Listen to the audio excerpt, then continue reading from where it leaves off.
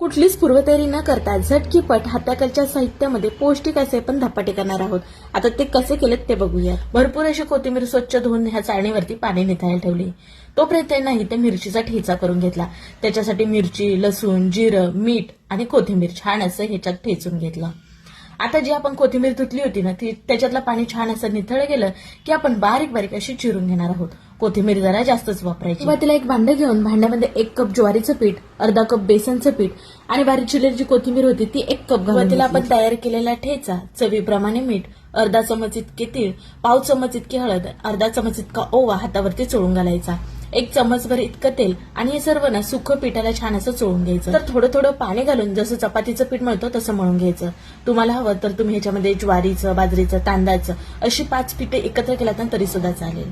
आता पीठ छान मळून झाले तर ह्याचे उंडे सुद्धा करून घ्यायचे. पोलीपाट घ्यायचा, त्याच्यावरती सुती रुमाल छान ओला करून असा पसरून घ्यायचा आणि त्याच्यावरती उंडा ठेवून ना आपण हात थापून घेणार आहोत. हात ओला करून घ्यायचा म्हणजे थापायला येतं. असे याला होलो करून घ्यायचे. हे थालीपीठ ना आतपर्यंत भाजलं जातं. वरून थोडेसे तीळ भुरभुरून घ्यायचे म्हणजे दिसायला छान दिसतात आणि चवीला देखील छान लागतात. मग काय गरम तव्याला तेल लावून घ्यायचं आणि हे थालीपीठ टाकून ना छान खरपूस असं दोन्ही बाजूनी भाजून घ्यायचं. पीठ मळत असताना त्याच्यामध्ये तुम्ही ना बारीक चिरून कांदा वापरू शकता. मग तुम्ही ह्याला थालीपीठ म्हणू शकता. पण इथं आज आपण हे कोथिंबीरीचे धपाटे केलेले आहेत. अतिशय पौष्टिक सुद्धा आहेत आणि खायला देखील छान लागतात बरं का.